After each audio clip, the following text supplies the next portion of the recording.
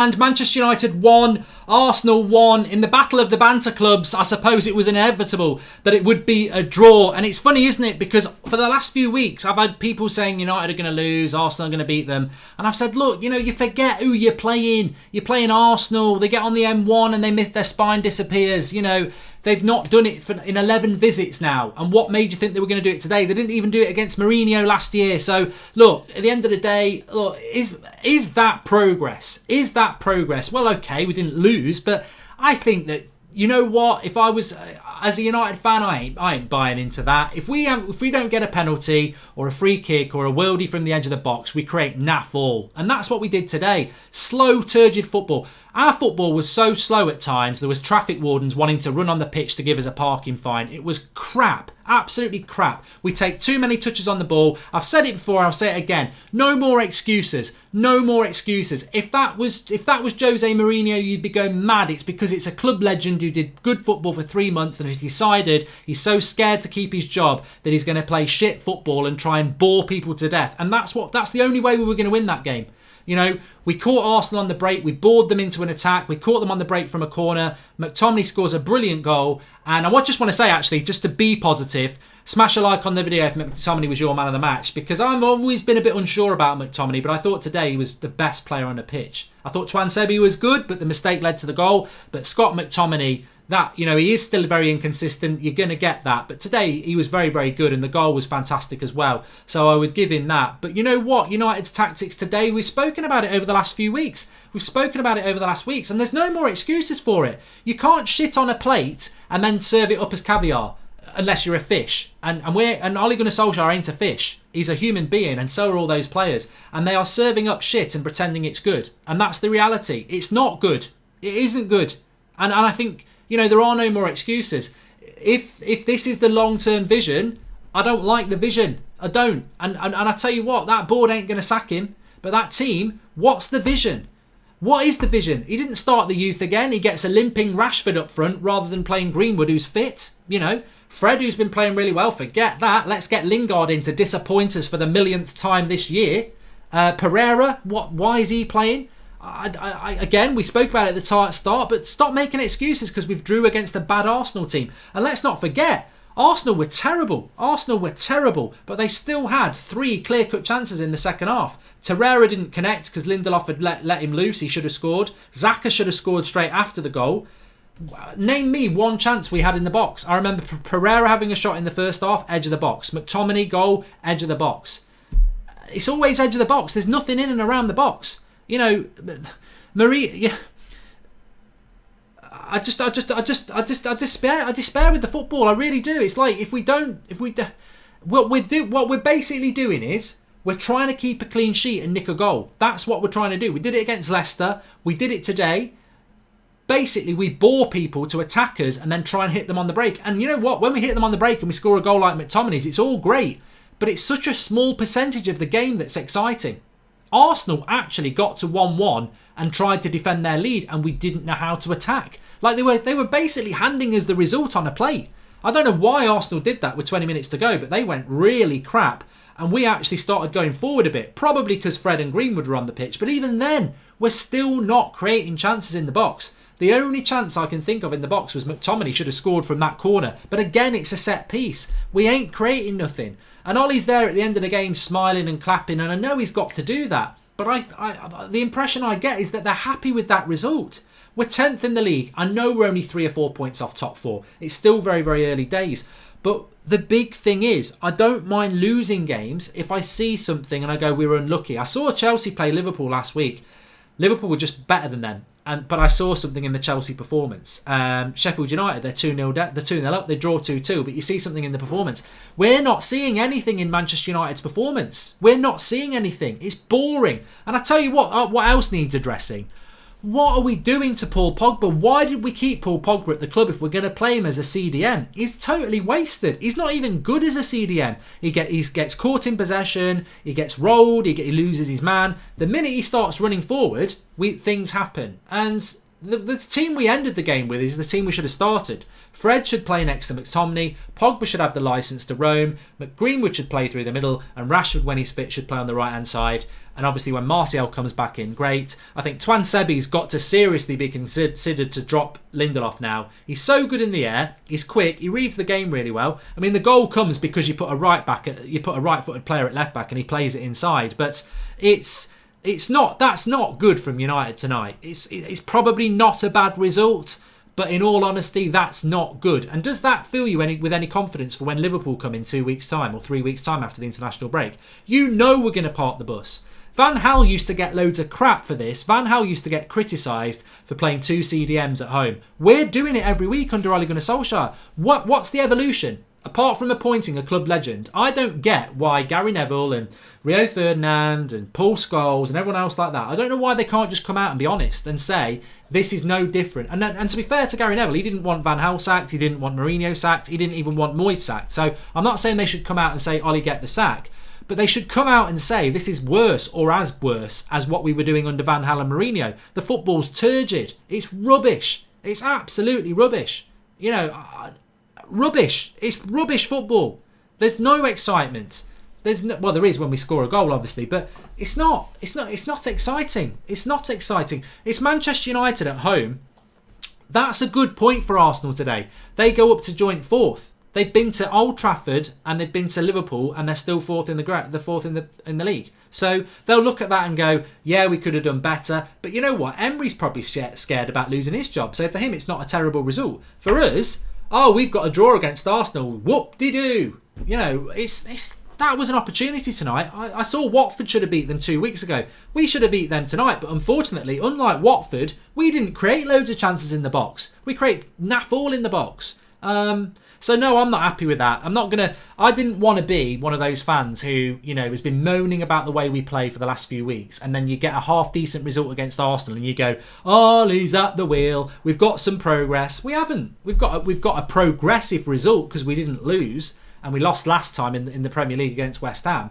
But the football's awful. The formation's awful. The tactics is awful. We're Manchester United at Old Trafford and we're not creating chances in the box. Everything we do is from a set piece. And I tell you what, I don't know. A man of the match scored a deflection, loses the ball every time, says Camilio 10. I didn't think that McTominay's shot looked like it did it to deflection. I'd have to see it again. But I'm going to say this now because we said it before the game. Why is Marcus Rashford playing?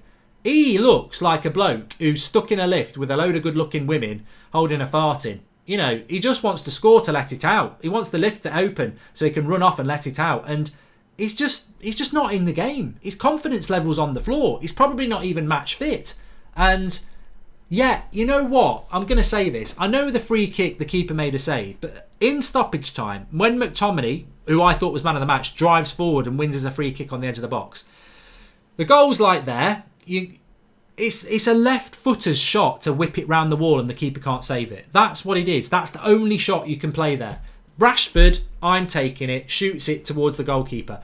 I could make the goalkeeper make that save because when you've got a free kick with the wall covers half the goalkeeper covers the other half. The wall can't stop the ball going into the goalkeeper's half. So when Rashford shoots and the goalkeeper saves it and everyone goes, well, it wasn't a bad free kick, Mark, he's shooting at space. The wall is protecting the bit the keeper can't get to. He's shooting at the space where the goalkeeper is and he's just hitting it.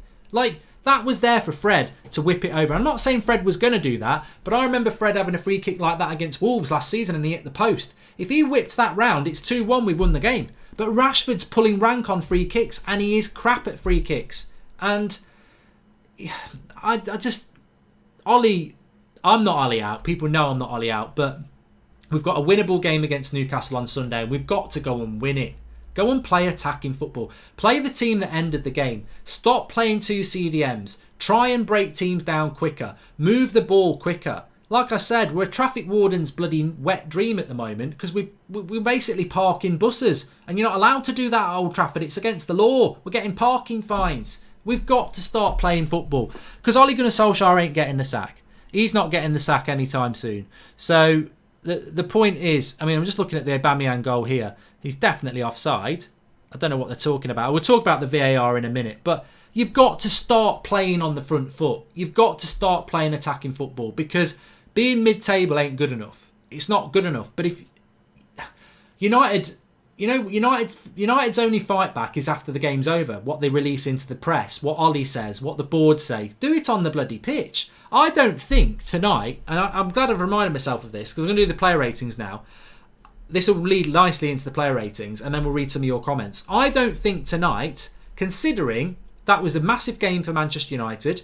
We've been talking about it all week, what a massive game it is. We've just lost to West Ham. We're in the bottom half of the table. We're talking about it all week, and we're saying what a big game it is.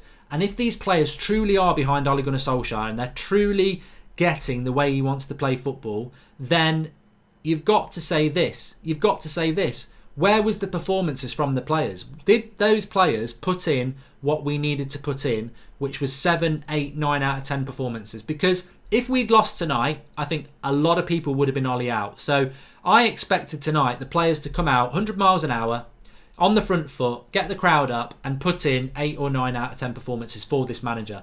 I don't think we're on the front foot from the first half. I don't think we got going for 40 minutes. And I don't think we got enough good performances. So how can the players be behind the manager and the coaching staff when they're not putting in a good performance? Anyway, let's do the player ratings. De Gea for me was a 7. Those saves before half-time were fantastic. Ashley Young, I'm going to give him a 6. I thought he got rinsed in the first half but got better in the second half. Lindelof, I'm going to give him a 5. I don't think he was that good, and he very nearly cost us a goal with Torreira. Maguire, I'm going to give him a 7. I thought he played really, really well. He nearly got a goal, didn't he? But, he wins everything in the air. I wish we would put crosses in that had some power on them, because holding them up, it's just not good enough for me. They're just showing this VAR goal here, and I don't know why we're looking at it. I mean, it's definitely off. It's definitely onside, Aubameyang. I mean, don't start me on VAR. I did think it was a penalty. Twan Sebi, I'll give him an 8. I know he made the mistake, but you're putting him in on the left wing. You're putting him up against Pepe. He pockets Pepe. He makes a silly mistake that costs us the goal. McTominay, I'll give him a 9. He was my man of the match. If you agree, smash a like on the video. He does give the ball away a lot, but he never stops running. He's very, for a young lad, he's not afraid to use his physicality. He scored the goal. He won a very good free kick for us late on. He never stopped going, and I think, at least he went and delivered what I expected United players to do today. Pogba, I give him a 6. I just think people might want to hate on Paul Pogba. I don't think it was a very good performance from Pogba again, but I don't like where Pogba's playing. I don't see why we kept Paul Pogba at Manchester United, because that's not his best position and we're not getting the best out of him. Lingard 4. I mean, how many times are we going to give Jesse Lingard a 4 or a 5 out of 10? It's just so bad, and yet he starts every game. You're playing with 10 men. We're playing with 10 men. Dan James, I'm going to give him an 8. I would give him a 7, but he didn't get a lot of the ball. But when he did get it, he's such a threat. Pereira 5. Again, if you're not going to let Andreas Pereira take the free kicks, I don't really see why we're picking him.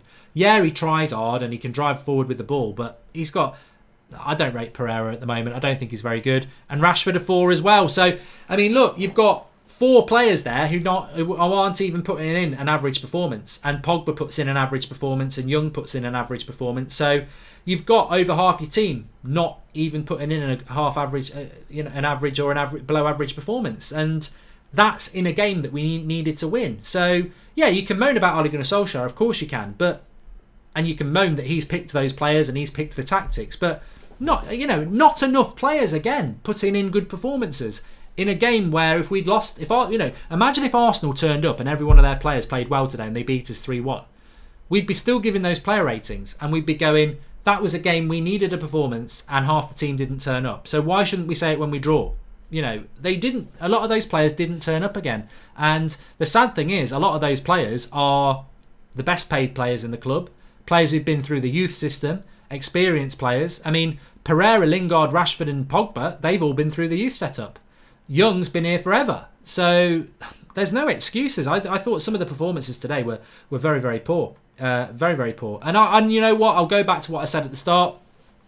I don't understand what Fred has to do to play, because when he does come on and when he does play, yeah, he gives the ball away a bit, but Pogba and McTominay give the ball away. So it's not like he's unique for that. He's quicker into the tackle.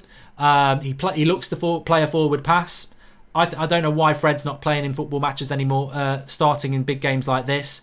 And Mason Greenwood, did more when he came on than Marcus Rashford did. I don't see why he doesn't get picked. There's no correlation to me to rush someone like Marcus Rashford back who's out of form when you've got somebody there who's, you know, innocence of youth, energetic, going to cause people problems. I think if we're all very honest, Ollie went ultra defensive, didn't he? Instead of going a little bit, if he'd played Fred and Greenwood instead of Pereira and Rashford, it's a little bit more attacking, isn't it? And maybe that's the way we should have gone. I certainly think that we should, but we didn't. My player rating my management rating for Ole Gunnar Solskjaer would be a 6, and it probably should be a 5. Really, I think all right. You got a draw.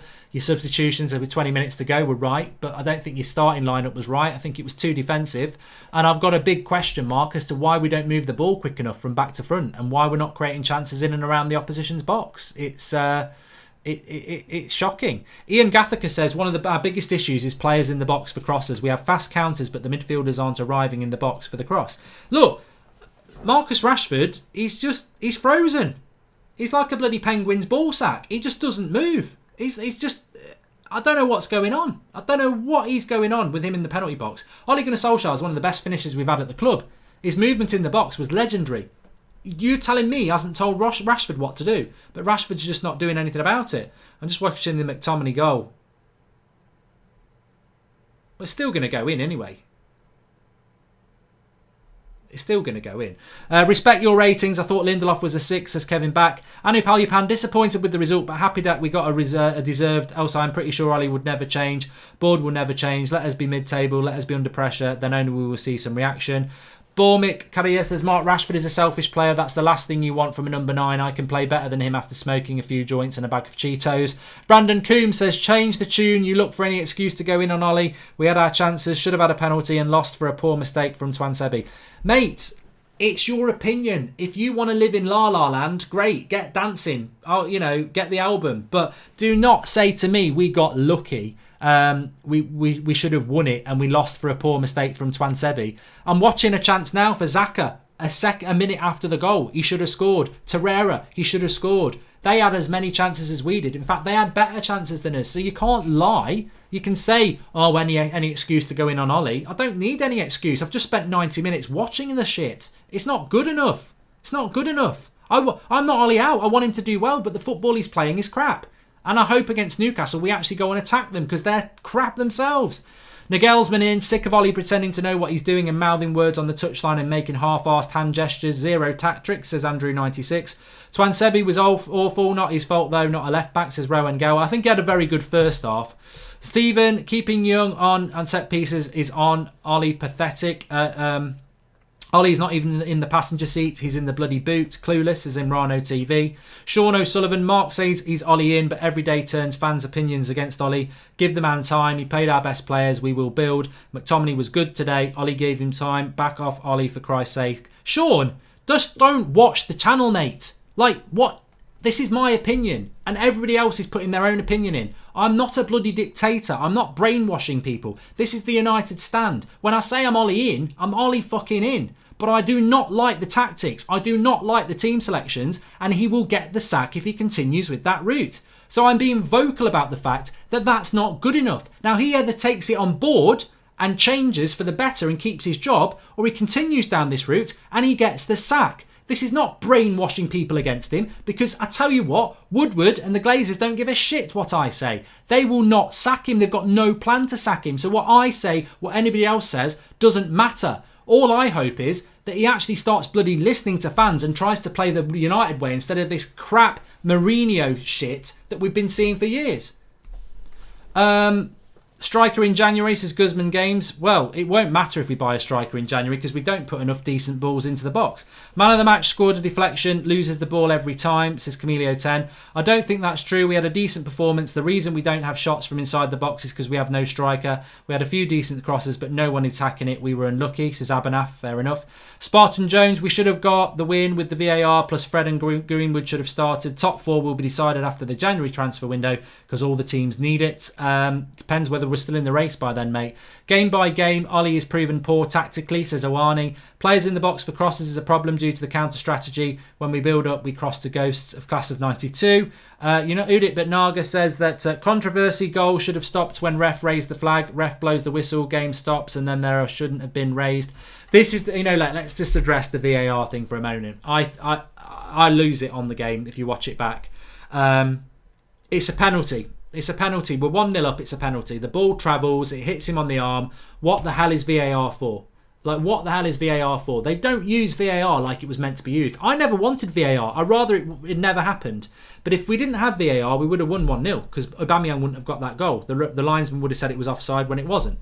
And we wouldn't have got the penalty. But with VAR, we should have got a penalty and their goal should have been given. What happens? Their goal gets given through VAR, but we don't get the penalty. I thought it was a penalty. As for the linesman, this is the same referee. This is the same referee that did the... I think this is the same referee that blew his whistle and stopped the Jack Grealish goal against Crystal Palace. That was a goal. He should not be blowing his whistle and the linesman should not be putting their flag up. Under the VAR rules, if you think it's offside, you don't put your flag up straight away. You let everyone play to the flag and then you review it. The problem is there's that element of doubt that the United defence played to the flag and played to the whistle. So they fucked up. But we won't get any recourse for that. Half of Manchester United needs replacing, says Hasbad369. We are just a mid-table and average team, says Alex Marmon. James and McTominay were the only positives. Greenwood and Fred should have started. Depressing. Our players are better than these tactics, says the Cape FPL. I do agree with that. The youth aren't ready, bar Greenwood and Twansebi, says Lincoln Jack Dunamy. Here we go, Ollie bashing. Individual error cost us the game, says Brandon Coombs. Brandon, I think with every comment, you're exposing yourself as not actually watching the game of football, mate. I suggest you look at the 3 big chances Arsenal had in the second half. Joe Holdway, let's be fair, we had more shots, more possession, and with a better team. They only scored because of a Twansebi howler. Without that, we win, says Joe Holdway. Again, I suggest you watch the game. I think you're listening to it on the radio. Hayder Hammond, you young rectors, man, didn't put a foot right, slows down our play, hits long balls when Pogba's free in the middle. He needs to retire the dud. Played decent, but Rashford isn't a striker, says Aha. It was slow and Matic and Mata were on the bench, says Jordan Such. Marks, Arsenal was there for the taking. Slow pedestrian play and that cost us 2 points. We will get thumped by Liverpool in 2 weeks' time, I fear, says Andrew Chow. I can't defend this coward anymore. Ollie out, says Ultrachlorix Bleach. And no coincidence we move Pogba forward and we do well. Exactly, Lee Galdart. Rashford and Lingard, atrocious. Well, we were playing with 9.5 men. I thought Lingard and Rashford were half a player, weren't they? 10 men then. Christina Moderna, 2 points drop mark. Arsenal fans are fortunate. Again, I think you're right. Marcus Trashford, says Gustavo Cortez. Question mark. Say if Woodward did go out in the summer and bought Bruno Fernandes and another midfielder, do you think we would succeed with these tactics? This club is going downhill quickly. That's from Aidan Lefevre. Well, I don't know. If Ole Gunnar Solskjaer had 2 midfielders like Bruno Fernandes and Thomas Partey, would he play 2 CDMs? I don't think he would. Pablo Ortigas is such a terrible referee. So many handballs. Yeah, thanks for that. Look, I just think that, you know what? If you're happy with that, great. If you're not happy with it, great. It's down to you. It's your opinion. I just personally think that was an opportunity to get 3 points that we took. We blew it by playing too defensive again. Even then, we still had quite a lot of ball in the attacking third, but we don't seem to be able to create chances in the box. And all I keep harking on about is that when Ole Gunnar Solskjaer took over, we were a totally different team. We played with 1 centre defensive midfielder, we played on the front foot, we played the ball quickly, and we moved our front 3 about a lot. Now, it's so slow. The build-up's so slow. We don't create chances in the box. If you think we put enough balls into the box today to score goals, then he should have played Greenwood. And that's on Ollie, because he played Rashford and he's crap in the box. If you don't think we created enough chances in the box today, that's on Ollie, because we're moving the ball too slow. There's 2 options there that you can go with. We either move the ball too slow and we don't create enough chances, which is what I think, or we did put enough balls into the box and Rashford shouldn't have played, Greenwood should have done. Either way, it both comes down to the manager's decisions, doesn't it? And anyway, I'm going to go and listen to what he's got to say because he looks very happy again. The propaganda around this football club is laughable. It's all positive. You're 10th in the league, mate, and you played crap defensive football. And if Arsenal could have finished, Arsenal were there for the taking, but they had the 3 best chances in the game. Aubameyang scored 1, Saka missed the sitter, and Torreira missed the sitter. They were the 3 best chances of the game. McTominay scored a great goal. Are we going to rely on great goals and clean sheets? I don't think we can. We've got to start creating chances. And the only way we're going to do that is by playing one CDM and two box-to-box midfielders instead of playing two CDMs and one box-to-box midfielder. It's too defensive at Old Trafford. But he's smiling, he's happy. Oh, we should have won. He's probably talking about McTominay's sitter, which to be fair was a sitter. But you can't talk about that when they had better chances. I'm going to go and listen to what he's got to say, but I can already tell by body language with the audio off, he ain't that bothered. He sees that as progress. Not for me. Thanks for watching. If McTominay was your man of the match, smash a like on the video. I'll speak to you all tomorrow. Fan cams are coming in. This is going to be interesting. What have the fans got to say? And we've also got Robbie, Troops and DT coming up on our channel as well. So interested to see what they've got to say. Because I think, again, I don't think people will be convinced by that. But Ollie wants to sell you a dream that I don't think's a dream. I think it's a bit of a bloody nightmare at the moment. Thanks for watching. Speak to you all soon. And whatever your opinion is, keep to it. Don't be influenced by me or anybody else. It's your opinion. If you think that's good and it's progress, you go with it. If you don't think it was, you go with it. If you just think, well, it wasn't a great result, but let's see what happens with Newcastle, you go with it. That's up to you. Thanks for watching. Speak to you tomorrow.